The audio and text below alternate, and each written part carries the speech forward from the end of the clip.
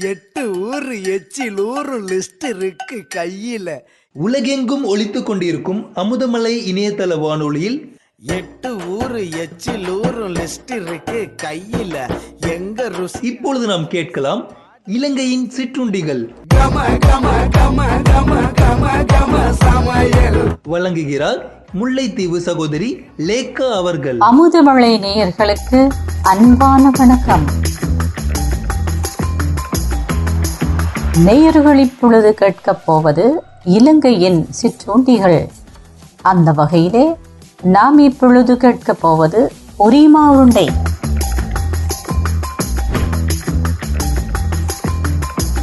பொரிமா உருண்டை என்பது பல பயறு மற்றும் பல தானியங்கள் போன்றவற்றினாலே ஒன்றிணைத்து செய்யப்படும் ஒரு உருண்டை மாவாகும். இந்த மாவினை பல காலங்களாக நாம் அடைத்து வைத்து பாவிக்கலாம். இது மாலை சிற்றுண்டியாகவும் குழந்தைகளுக்கான ஆகாரமாகவும் பிரயாணம் செய்யும் பொழுது கொண்டு செல்லும் ஒரு சிற்றுணவாகவும் பயன்படுத்தப்படுகின்றது.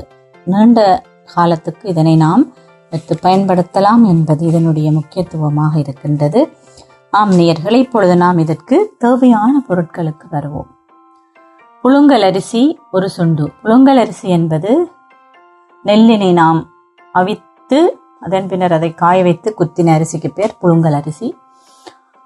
அது ஒரு சுண்டு. பயறு காச்சுண்டு, கடலை பருப்பு கால் சுண்டு, ஏலம் 12, மிளகு ஒரு தேக்கரண்டி, நெச்சீரகம் ஒரு தேக்கரண்டி, நெய் ஒரு டம்ளர், சீனி 1/4 கிலோ, சிறிதாக வெட்டிய கஜு 2 மேசைக்கரண்டி, பிளம்ஸ் 3 மேசைக்கரண்டி, உப்பு தேவையான அளவு. வாருங்கள் நேயர்களே, இதற்கான செய்முறைக்கு நாம் இப்பொழுது செல்லலாம். அரிசியை மிக நன்றாக கழுவி அதனை வடித்தெடுத்து உப்பு தூளினை அளவுக்கு சேர்த்து அதனை புரட்டி அரிசியை பொரியாகும் வரை வறுத்தெடுத்து கொள்ள வேண்டும். கடலை பருப்பை துப்புரவாக்கி கழுவி காய வைத்து அதனை நாம் வறுத்தெடுத்து கொள்ள வேண்டும். பயரினையும் துப்புரவாக்கி கழுவி காய வைத்து அதனையும் வறுத்தெடுத்து கொள்ள வேண்டும். சீனியை நல்லா கிரைண்டரில் இட்டு நன்றாக அரைத்து அதனை அடித்து பவுடராக்கி கொள்ள வேண்டும். பின்பு வறுத்த பயறு, கடலை பருப்பு, பொரியரிசி, ஏலம், மிளகு, சீரகம் என்பவற்றெல்லாம் நன்றாக கலந்து திரித்தெடுத்து கொள்ள வேண்டும்.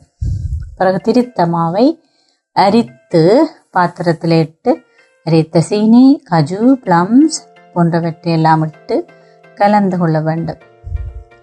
பின்பு நெய்யை தாய்ச்சில் ஊற்றி கொதிக்க வைத்து நன்றாக பொங்கி கொதித்த பின்னர் கலந்து வைத்துள்ள மாவினில் ஊற்றி கரண்டியாலே நன்றாக சேர்த்து கொண்டு பின்பு சிறிதளவு தேசி பழத்தின் அளவு உருண்டைகளாக பிடித்து அழுத்தமாக உருட்டி கொண்டு ஆறிய பின்பு இதனை நாம் இறைவனின் நினைவில் அவருக்கு படைத்து பரிமாறலாம். நீண்ட காலத்துக்கு நீங்கள் வைக்க விரும்பினால் போத்தலில் அடைத்து வைக்கலாம். பலகாரங்களாக மற்றவர்களுக்கு நீங்கள் கொடுக்கலாம். சிறு குழந்தைகளுக்கு ஆகாரமாகவும் பயன்படுத்தலாம். மற்றும் இதிலே சில வேளைகளிலே இந்த நெய் நம் பிடிப்பதற்கு உருண்டைகளை பிடிப்பதற்கு போதாமல் இருக்கும். அதற்கு நாம் தேவையான அளவை சேர்த்து கொள்ளலாம். இதில் குறிப்பிட்ட அளவு போட்டிருக்கின்ற அதை காணாட்டி நீங்கள் இன்னும் சேர்த்து கொள்ளலாம். அடுத்தது சீனியை அரைக்காமல் கூட தண்ணீர் போட்டு 1/2 டம்ளரை போட்டு பாகா காய்ச்சி அதுக்கு பிறகு அந்த பாகக்கில் போட்டு இதனை நாங்கள் பிடிச்சு கொள்ளலாம். அப்படி தண்ணியில் போட்டு நாங்கள் பாகா காய்ச்சி செய்கிறோம்னா நெய் நாங்கள் சேர்த்துக்கொள்ள தேவையில்லை. சிலருக்கு நெய் பிடிக்காது, அதெல்லாம் நெய்யை விட்டு கூட நாங்கள் அதை செய்து பார்க்கலாம். ஆம் நேயர்களே, நீங்களும் இதனை உங்களுடைய பண்டிகை காலங்களிலே சிறுவர்களுக்கும் பெரியவர்களுக்கும் மாலை உணவாகவும் சிற்றுண்டியாகவும் வழங்கி உங்களுடைய வீட்டில் ஏற்படும் சந்தோஷத்தை மகிழ்ச்சியை எங்களுடன் பகிர்ந்து கொள்ளுங்கள். மீண்டும் ஒரு முறை இலங்கை சிற்றுண்டிகளுடன் உங்களை சந்திக்கும் வரை நன்றி, வணக்கம்.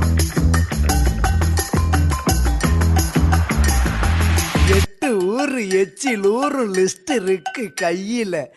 உலகெங்கும் ஒலித்துக் கொண்டிருக்கும் அமுதமலை இணையதள வானொலியில் 8 ஊரு எச்சில் ஊரும் லிஸ்ட் இருக்கு கையில எங்க ருசி. இதுவரை நாம் கேட்டோம் இலங்கையின் சிற்றுண்டிகள்.